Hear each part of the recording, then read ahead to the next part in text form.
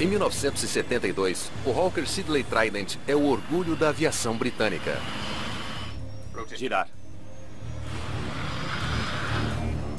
O Trident era um avião inteiramente de fabricação britânica. Subir trem de pouso. Era o mesmo que ter um carro esportivo. Quando o voo 548 da BEA Olha a velocidade, a velocidade! despenca do céu pouco depois da decolagem, a tragédia choca a nação. Foi tão trágico que ninguém sobreviveu. Foi o pior acidente aéreo que a Grã-Bretanha já sofreu. Para trás! Para trás!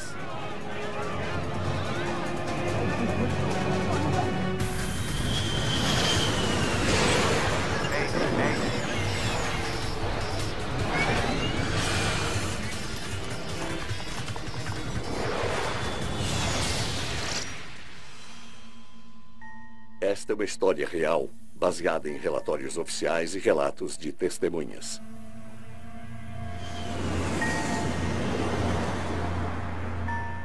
Aeroporto de Londres, Heathrow. Voo 548 da BEA solicitando decolagem. A tripulação do voo 548 da British European Airways está nos preparativos finais para um voo vespertino para Bruxelas.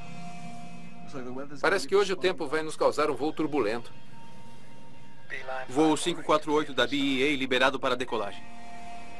O comandante Stanley Key deveria estar de folga, mas foi chamado no último minuto. Ele é um ex-piloto da Força Aérea Real e um dos comandantes mais qualificados da companhia aérea. Partida principal ligada. O comandante Key passou muito tempo na aeronave, portanto era muito experiente. Se você voasse com ele, certamente voaria conforme o regulamento e faria tudo com precisão, sem discutir. Muitos dos 112 passageiros são empresários que aproveitam o serviço rápido da companhia aérea para Bruxelas.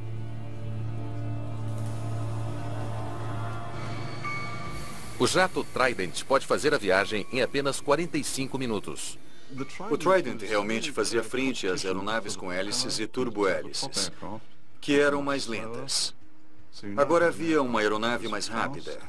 Ele voava acima das nuvens. Ele viajava para os destinos europeus na metade do tempo, o que era uma enorme vantagem para a companhia. São necessários 3 pilotos para pilotar o avião. Baixando a inclinação. Jeremy Keeley é o copiloto. Flaps a 20.2. Simon Tacy Hurst vai ajudar a monitorar os instrumentos. Ligar motor 1. Ligando motor 1. Era um avião extremamente popular, porque era o mesmo que ter um carro esportivo. Ele tinha uma excelente performance. Ele tinha controles muito potentes, todos hidráulicos. Depois que você se acostumava, era um prazer voar nele. O voo de hoje vai partir com atraso. A companhia aérea pediu à tripulação para aguardar passageiros de última hora. Outra tripulação precisa de uma carona para Bruxelas.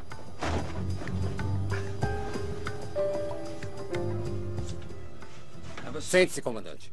Havia mais de 30 anos de diferença entre o comandante Key e os outros 2 membros da tripulação. Isso gera aquelas diferenças normais entre as gerações. Uma que acha a outra velha e conservadora, e outra que acha os jovens imaturos e irresponsáveis. Isso cria um abismo de gerações. Voo 548 da BEA pronto para decolar. Voo 548 da BEA liberado para decolagem. 548. O comandante ordena potência de decolagem.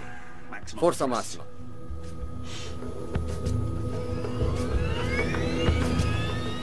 O Trident tem esse nome devido aos 3 motores traseiros da Rolls-Royce.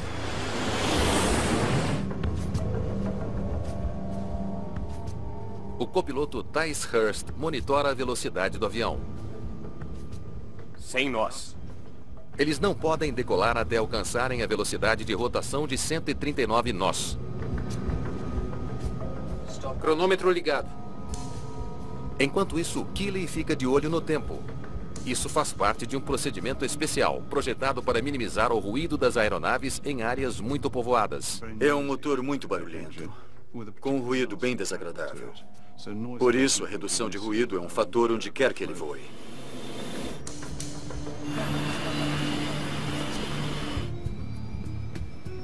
Girar.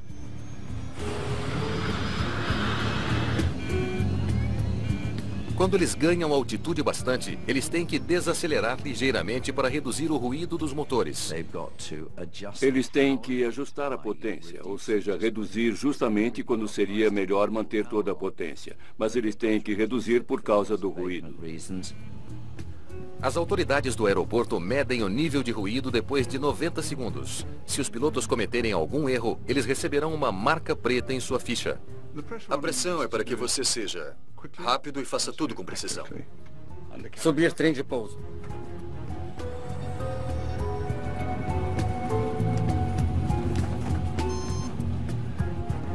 Em 60 segundos.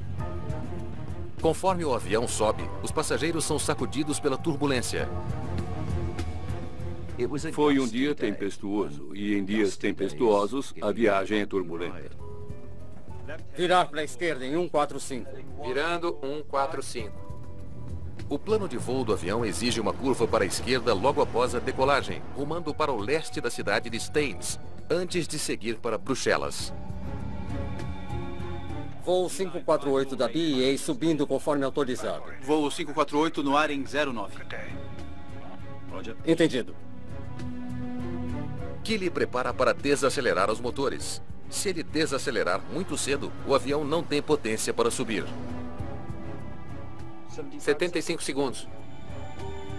Ele terá apenas 5 segundos para estabilizá-lo. Existe uma defasagem no tempo que os motores levam para responder à manobra e, às vezes, você pode reduzir a potência mais do que o desejado. Os motores levam tempo para se ajustar. 85 segundos. 90 segundos. Keely reduz a potência bem a tempo.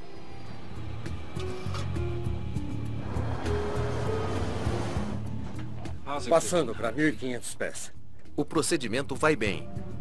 548 suba para voar no nível 60, transponder 6615. A torre autoriza que a aeronave ganhe mais altitude. Subir para 60. Então, O que foi isso? o avião começa a perder altitude.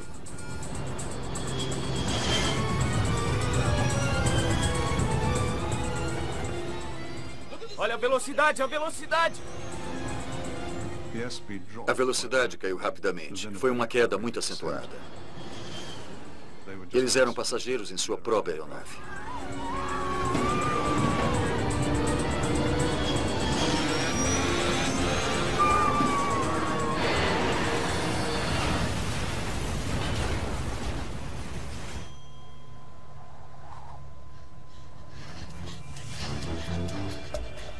O avião caiu em um campo vazio a poucos metros da cidade de Staines. Eu estava em casa com meu bebê de 12 semanas quando ouvi um baque muito alto. A moradora Frances Castledine deixa seu bebê com uma vizinha e corre para o local do acidente. Mais 50 metros e ele teria caído no centro de Staines, onde há lojas e casas. Frances é enfermeira. Imediatamente ela começa a procurar sobreviventes entre os destroços. Eu tinha muito medo que houvesse um incêndio, porque o vapor no ar era muito pesado. Então eu tive que decidir se voltava para casa para ficar com meu bebê ou se seguia em frente para ajudar. Eu fiz um treinamento intensivo na área de acidentes e emergências e sentia que precisava ficar lá. Quase todo mundo está morto, mas Frances consegue ajudar um sobrevivente. Consegue me ouvir? Eu dei o melhor de mim e fiz o que pude. Consegue me ouvir? Eu improvisei talas e bandagens com alguns destroços e envolvi as pernas dele.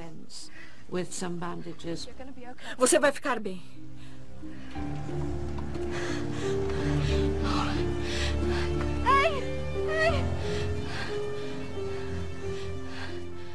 ajuda está a caminho. Os ferimentos do homem são muito graves. Apesar do socorro rápido, ele morre em seguida. Foi tudo tão trágico que ninguém sobreviveu. Todas as 118 pessoas a bordo do voo 548 morreram. Esse acidente foi horroroso, porque foi o pior acidente aéreo que a Grã-Bretanha já sofreu. E, na época, a BEA era conhecida como a companhia aérea que não tinha registro de acidentes. E, desta vez, aconteceu. Para trás, vamos! Para trás! Andem, vamos!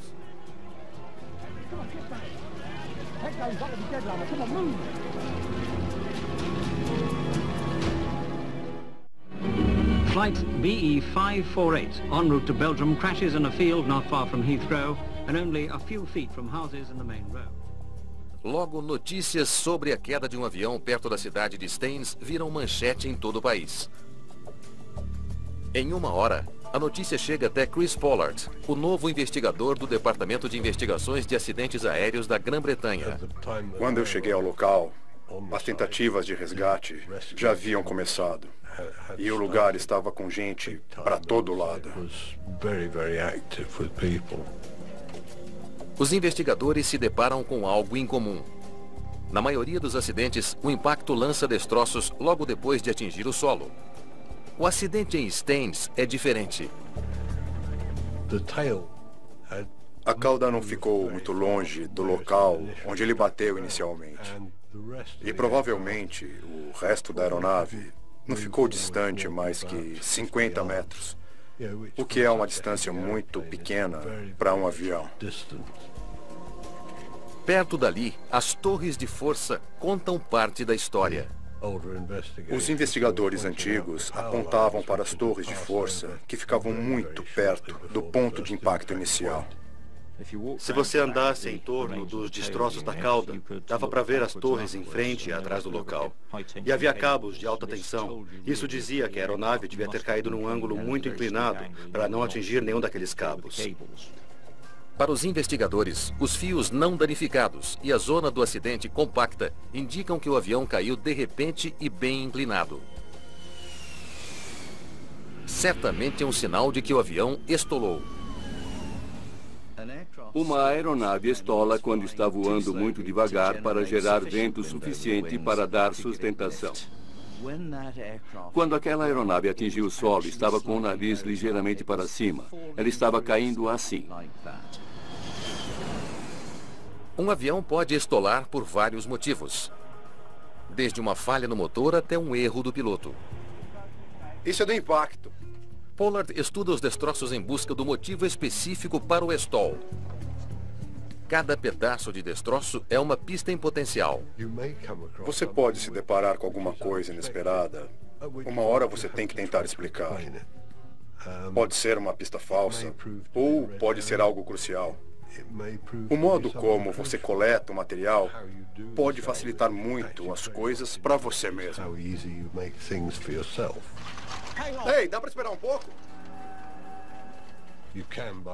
Uma coleta mal feita pode dificultar muito as coisas para você mesmo. Existe outro desafio. Em 1972, os aviões do Reino Unido não precisavam carregar gravadores de voz nas cabines de comando. O investigador moderno tem uma ajuda enorme em muitos acidentes onde há um gravador de voz na cabine de comando. Isso ajuda muito a entender o que está acontecendo na cabine. Acho que esquecemos o quanto deve ter sido difícil investigar esse acidente. Os investigadores terão apenas a informação dos gravadores de voo do Trident. Vai levar um tempo para recuperar e processar esses dados. O resto dos destroços será cuidadosamente rotulado e enviado para o escritório central da AIB. Tudo isso tem que ser levado para um hangar. Lá o avião será remontado como um quebra-cabeças. Um processo que pode levar meses. A equipe não tem tempo a perder. Se havia um problema com o Trident, os investigadores precisam saber o mais rápido possível. A pressão para descobrir a causa do acidente é enorme. É preciso reconhecer que o Trident era um avião totalmente fabricado na Grã-Bretanha, com um motor britânico. Portanto, era importante para a indústria britânica que, se houvesse algo errado com o Trident, o problema fosse descoberto e corrigido. O tempo podia fornecer uma pista inicial. Houve uma frente fria, cerca de 50 quilômetros dali. E naquela hora, no aeroporto, havia uma nuvem baixa, cerca de 300 metros. Subir trem de pouso. E havia uma turbulência moderada, equivalente a dirigir um carro numa estrada de terra.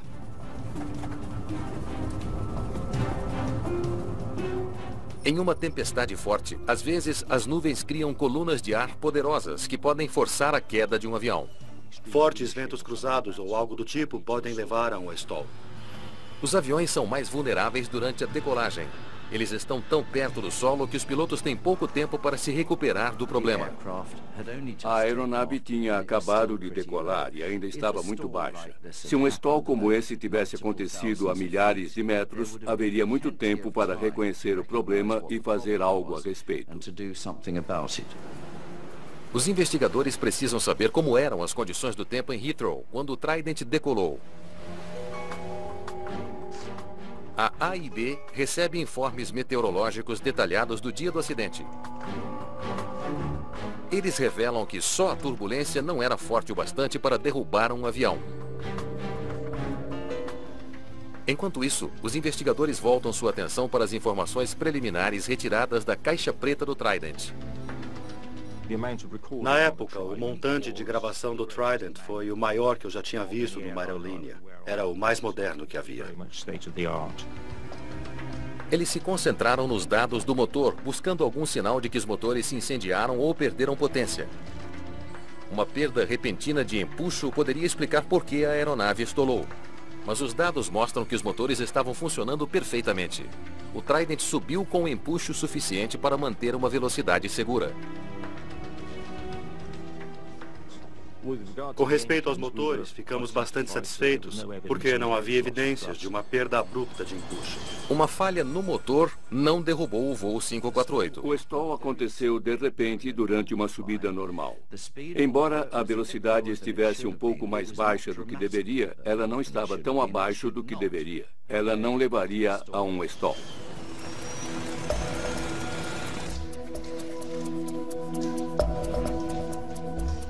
No escritório da AIB, os engenheiros se concentram em juntar os destroços. Asa direita. Quando se faz uma reconstrução para investigação, a melhor técnica é tentar dispor os destroços de forma organizada, para que, em essência, se você estiver procurando uma peça em particular, você saiba automaticamente onde procurar. Ao testar os sistemas remontados, os investigadores poderiam dizer se havia uma peça quebrada ou uma falha no mecanismo que poderia ter causado o stall. Logo, eles percebem um problema. Não pode estar certo. Uma alavanca está numa posição inesperada. Ela é usada para operar dispositivos cruciais de elevação na asa, conhecidos como slots. Dava para ver que a alavanca de inclinação estava na posição de retração. Slots são superfícies aerodinâmicas que podem se estender na frente da asa e aumentam a sustentação durante a decolagem para ajudar o avião a subir. A seção dianteira da asa era hidráulica e curvava e inclinava para frente para dar mais curvatura à asa. E em baixa velocidade, isso daria uma sustentação extra. Os slots só devem ser recolhidos quando o avião tem velocidade o bastante para se sustentar sem eles. Se um dos pilotos puxou a alavanca dos slots cedo demais, isso colocaria o avião num stall perigoso.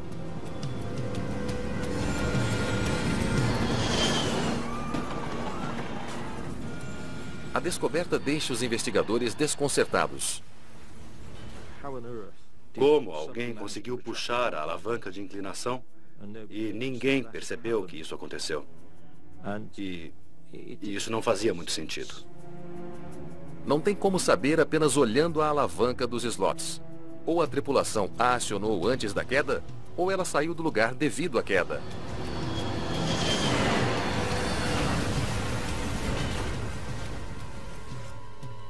Ela também pode ter sido alterada durante a recuperação dos destroços. Ei, dá para esperar um pouco? Estávamos com todo o sistema de inclinação dispostos em mesas em frente à asa. Para determinar como uma alavanca tão importante foi acionada pela tripulação, Pollard deve examinar com cuidado os cabos ligados a ela. A alavanca de inclinação operava um sistema de cabos que descia até o motor de acionamento e selecionava a posição que o motor deveria tomar.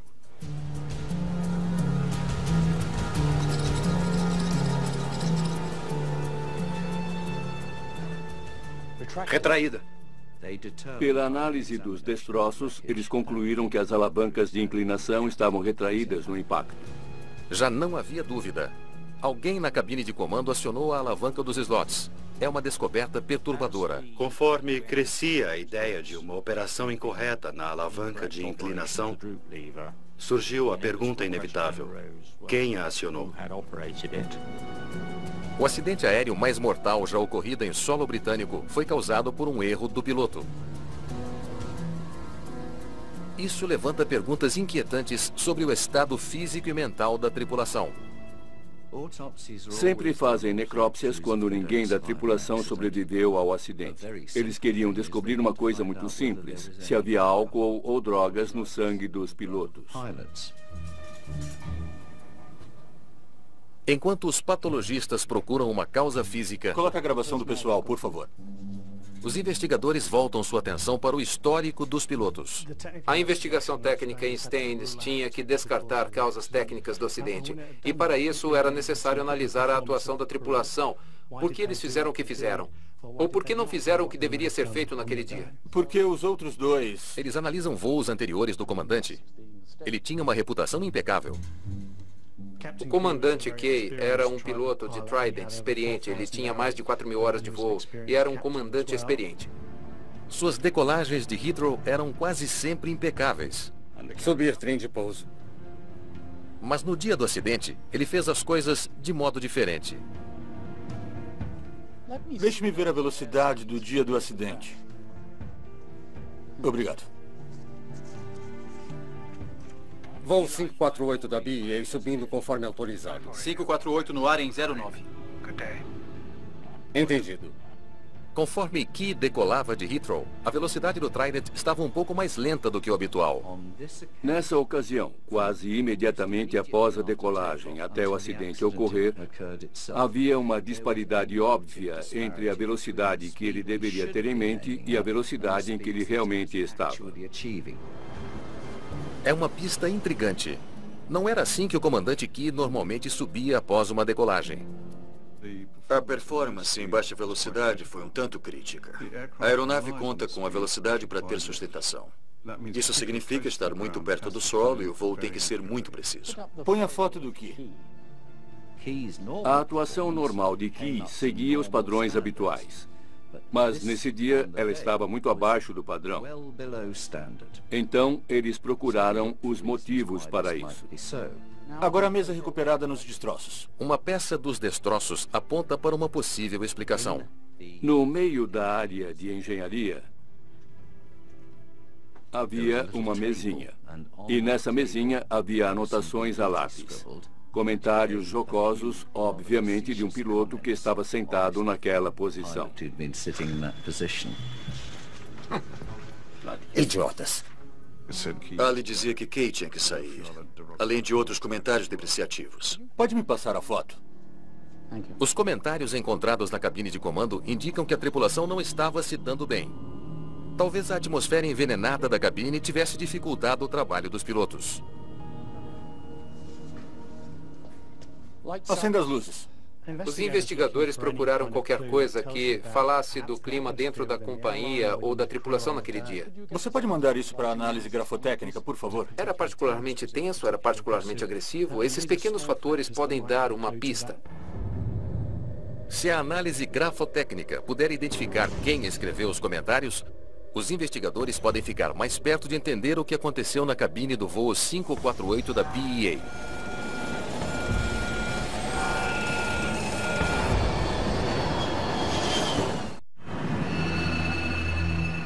Os investigadores interrogam outros pilotos da BEA para descobrir tudo o que puderem sobre o comandante Stanley Key e sua tripulação. Disseram que você é a pessoa com quem devíamos conversar.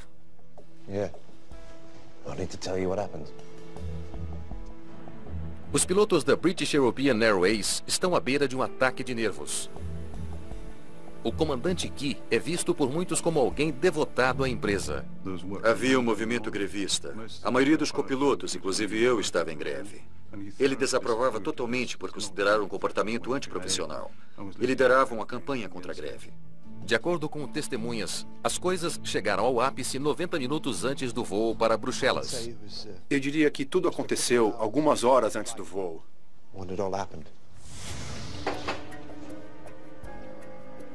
Comandante Key? Talvez a batalha esteja começando a virar a nosso favor. O que você disse? Eu só quis dizer que... Você sabia que durante a guerra fomos em batalhas reais? O comandante Key ficou muito bravo. Ele acreditava piamente que essa greve não deveria acontecer. Vocês são como bebês egoístas, mimados, imaturos e chorões, fazendo exigências ridículas. Escuta aqui, só porque o senhor pilotou... E a sua recusa em cumprir todos os deveres? As testemunhas descreveram a explosão do comandante Key com outro piloto exatamente assim.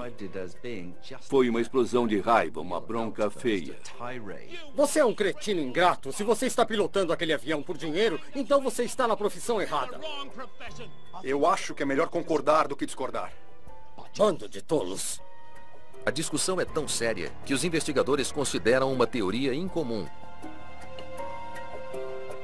Que a agitação do comandante interferiu em sua capacidade de pilotar o avião. Idiotas. 548, suba para o nível 60, transponder 6615. Distraído e com raiva. Subir para 60. Ele pode ter puxado a alavanca dos slots sem pensar. Os alertas múltiplos contribuíram para a sua confusão. Se você parte de um voo normal para algo extremamente perigoso, isso vai gerar uma resposta de choque. Isso significa que sua capacidade de pensar claramente e agir com decisão é dificultada. Quando estiver sincronizado, deixe-me ouvir a gravação. Embora o Trident não estivesse equipado com um gravador de voz, Voo 548 liberado para decolar. As conversas do comandante com o controle de tráfego aéreo são gravadas. Voo 548 pronto para decolar. Os investigadores de performance humana tentam entender uma coisa simples. O que passava pela cabeça da tripulação no momento do acidente? Ou por que o que aconteceu fazia sentido para eles na hora? Voo 548 da BEA, liberado para decolagem. 548 no ar em 09. Bom dia. Entendi. Imediatamente, eles percebem algo incomum. O comandante parece extremamente quieto. 548, suba para o nível 60. Transponder 6615. Subir para 60. As chamadas de rádio ocasionais do comandante são tão curtas que eles não encontram padrões na aviação. Se você recebe uma autorização, a resposta adequada é repetir com o indicativo de chamada da aeronave. Não havia nada disso. Respostas inadequadas não combinam com esse comandante rigoroso. Olhando para trás, eu e você podemos avaliar o modo como o comandante Key se sentia na hora. Talvez ele estivesse sob forte tensão, ou muito ocupado, tendo que se concentrar muito, ou talvez tudo isso junto. A conversa com a torre fornece uma pista de por que o comandante estava tão estressado. Os investigadores ainda ficam com outra pergunta. O que estava acontecendo naquela cabine? O estresse assume muitas formas. Pode ser um estresse físico ou ansiedade causada, talvez nesse caso, pela discussão. Ou por todas essas coisas, que sobrecarregam nosso cérebro e reduzem nossa capacidade de lidar com as coisas. Chega o resultado da análise grafotécnica. Estes são alguns Cs, um em BOAC e em licença. Descobrir quem escreveu o comentário na cabine pode ser a brecha que os investigadores precisam. Algumas letras podem ser... A amostra é parecida com a letra do copiloto. E todos esses Ds. Mas os peritos concluem que não é a mesma. Eles jamais identificaram positivamente a letra como sendo de um dos pilotos daquela tripulação. É outro beco sem saída. Os investigadores estão longe de entender por que o voo 548 da BA terminou em tragédia. Certo. Pode me mostrar alguns comandos do Trident, por favor? Desesperados por pistas, eles viajam até o simulador de voo da BA fora de Londres. A equipe fica sabendo de um problema recorrente no avião Trident. A manivela usada para retrair a alavanca dos slots é quase do mesmo formato da manivela usada para ajustar os flaps. Dá pra ver porque vocês a confundem. A pessoa tem que ter em mente que ela será movida com a palma da mão. E não é fácil diferenciar uma da outra. Voo 548 da BA liberado para decolagem. É o copiloto que deve recolher os flaps depois da decolagem. 548 no ar em 09. Bom dia. Entendido. Mas às vezes, o terceiro piloto ajuda. 85 segundos. O procedimento de redução de ruído aumentou a pressão. Se os flaps já estavam recolhidos, seria muito fácil puxar a alavanca dos slots no lugar deles. Houve circunstâncias em que seria possível e fácil puxar a alavanca de inclinação antes do tempo. E isso poderia ser catastrófico. Se a teoria deles estiver correta, os investigadores podem achar outros casos onde os pilotos cometeram o mesmo erro. A equipe revê as gravações de voo de quase 100 outros voos com aviões Trident. Não é apenas essa tripulação. Eles descobrem 2 quase acidentes onde os pilotos puxaram a alavanca dos slots por engano. De repente, parece que a discussão do comandante na sala da tripulação não teve nada a ver com o acidente. A verdadeira causa pode ser o design ruim. Então vem a notícia que coloca os investigadores num caminho totalmente novo. Os exames médicos de rotina do comandante Key antes disso não revelaram nada de errado com sua saúde. Foi apenas depois do acidente, quando foi feita a necrópsia, que eles descobriram que ele tinha graves problemas coronários. Havia evidências de que o comandante sofria de problemas cardíacos. Era o elo que faltava. Embora o problema cardíaco do comandante não aparecesse nos exames médicos de rotina, ele tinha uma doença fatal. Agora, como podem ver aqui, Key não sabia, mas estava com as artérias coronárias entupidas. Isso, por sua vez, causou um ataque. O que você disse? Você sabia que durante a guerra voamos em batalhas reais e não bebês minados? Os patologistas acreditam que o comandante Key sofreu um ataque cardíaco em algum momento dentro das 2 horas de janela antes do acidente. Isso é antiprofissional e inútil. Pode ter sido causado por um aumento súbito da pressão sanguínea. E você é um cretino ingrato. O comandante Key apresentou sintomas de um problema cardíaco antes do acidente, que, seguido de um evento estressante, talvez depois da discussão, pode ter começado a afetá-lo. Bando de idiotas. A teoria poderia explicar as chamadas de rádio incomuns. Voo 548 liberado para decolar. 548.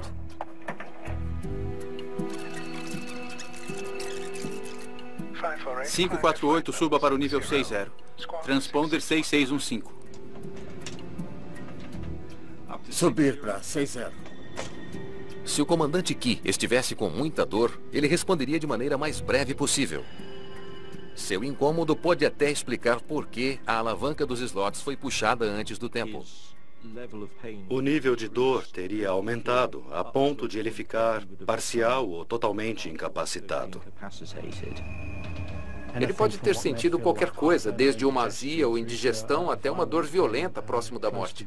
Se você está pilotando aquele avião por dinheiro, então você está na profissão errada. Finalmente, os investigadores têm uma possível explicação para o que aconteceu na cabine de comando do voo 548. Bando de idiotas. Se a pressão sanguínea dele estivesse particularmente alta por ele estar agitado, isso poderia afetar seu raciocínio. Pois se você tem um nível de oxigênio reduzido, mesmo ligeiramente, isso afeta seu grau de atenção e sua capacidade de raciocinar. Os investigadores do acidente reconheceram que, nesse caso, pode ter acontecido isso. Temos que examinar cuidadosamente toda a informação. Ainda há uma questão perturbadora. Naquele dia havia outros pilotos qualificados na cabine. Por que nenhum deles fez algo para salvar o avião? O segundo comandante sentado atrás estava muito longe dos controles para poder ajudar. Mas os dois copilotos poderiam ter reagido diante da crise. Nem o comandante Key, nem os outros pilotos perceberam que foi a retração da alavanca de inclinação que causou o stall, pois ninguém tentou puxá-la de volta. Se eles tivessem feito isso, poderiam salvar o avião. Jeremy Keeley. Registros da tripulação fornecem uma possível explicação. Devido à questão trabalhista na companhia aérea, o treinamento de pilotos foi interrompido. Os dois copilotos do voo 548 são muito inexperientes. O que foi isso? No banco à sua direita, o primeiro oficial tinha menos de 30 horas de experiência no Trident.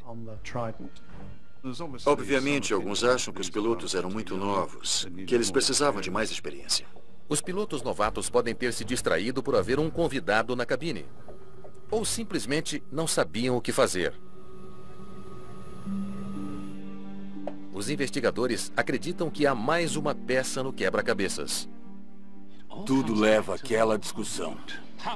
Bebês mimados e chorões fazendo exigências ridículas. E a sua recusa em cumprir os deveres é antiprofissional e inútil. Os investigadores souberam que 1h30 antes da decolagem, o copiloto Jeremy Keeley testemunhou a explosão de Key. Se você está pilotando aquele avião por dinheiro, está na profissão errada. Eles desconfiam que isso teve um grande impacto no jovem piloto. Depois de testemunhar uma explosão como aquela, a conclusão óbvia é: se você é novo na frota, não conhece o comandante e ainda não tem muita autoconfiança, você pode ficar nervoso com a sua atuação. Isso não ajuda em nada. Eu imagino que deve ter sido bastante intimidador. Abalado com o humor de seu comandante, bando de idiotas, Keeley poderia estar mais sujeito a cometer erros e menos disposto a corrigir os erros de seu comandante. Certamente isso reforçava a ideia que o comandante era autoritário e não alguém para você contrariar, principalmente naquele dia.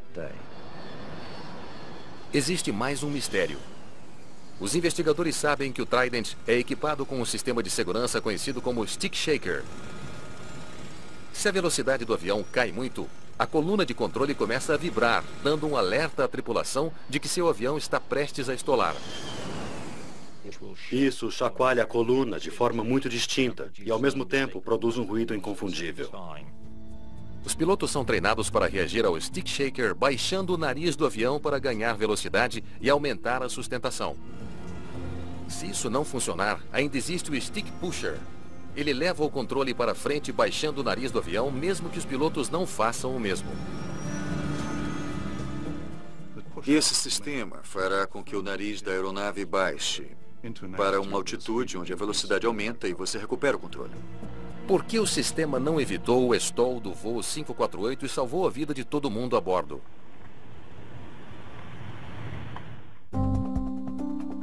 Os investigadores estudam os dados do voo 548 da BEA em busca de qualquer sinal de que o sistema anti-stall falhou. Parece que ele acionou aqui e aqui, mas não permaneceu acionado. Os dados mostram que o Stick Pusher foi acionado, mas não ficou ligado tempo bastante para evitar a queda. O achado pode ser explicado de duas maneiras. Ou o Stick Pusher não funcionou direito, ou a tripulação o desligou. O sistema de recuperação de stall poderia ser desligado se eles concluíssem que estava operando de forma incorreta. Para descobrir o que realmente aconteceu, o engenheiro Peter Coombs tem que testar cada ligação elétrica do sistema. Felizmente, os sensores de incidente sobreviveram ao acidente e aparentemente sem danos. Havia uma série de componentes do sistema. Eles foram testados e descobriu-se que estavam funcionando perfeitamente. O resultado do teste de Coombs aponta para uma conclusão chocante. O sistema anti-stall do avião estava funcionando perfeitamente. Mas por algum motivo, talvez porque eles não tenham achado que o avião não estava realmente estolando, um dos pilotos o desligou.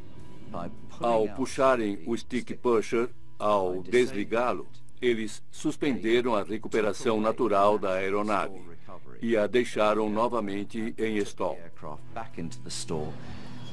Depois disso, eles estavam condenados porque a aeronave não tinha altitude suficiente para se recuperar do stall.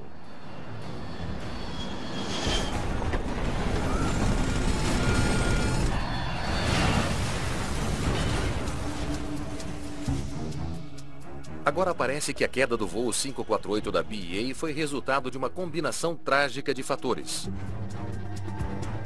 Primeiro, uma greve iminente que gerou uma discussão. Fazendo exigências ridículas. Escute aqui, só porque o senhor pilotou... E a sua recusa em cumprir os deveres? Um ataque cardíaco, possivelmente ocasionado pela discussão, a confusão das alavancas de controle e copilotos muito novos ou muito intimidados para agir quando as coisas começaram a dar errado. Para os investigadores, cada elo dessa corrente é tão importante quanto o outro.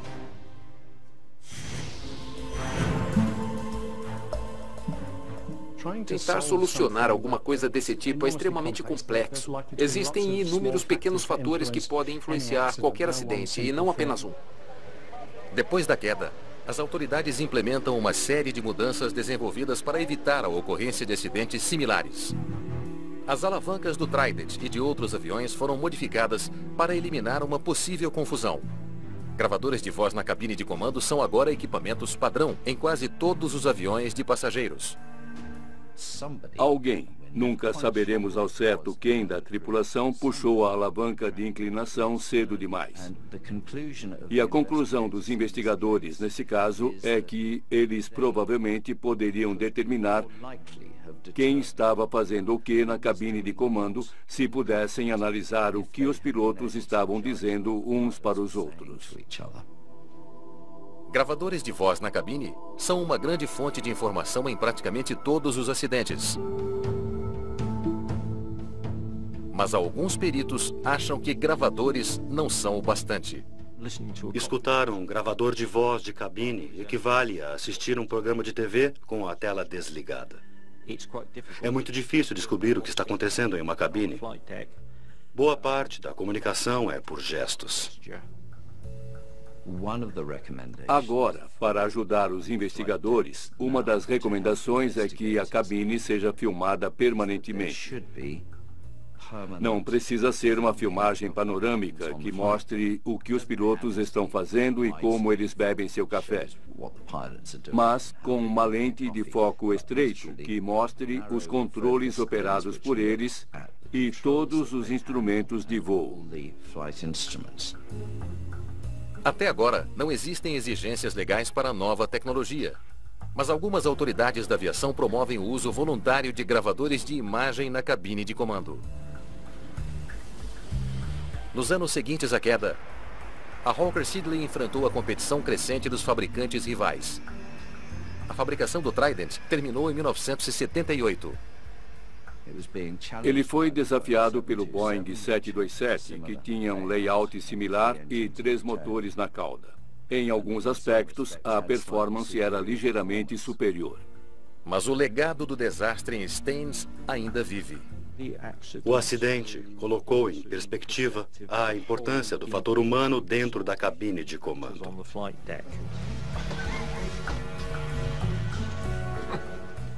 Idiotas. Hoje em dia, o modo como a tripulação interage é levado muito mais a sério. A companhia aérea mais moderna é operada de forma muito diferente.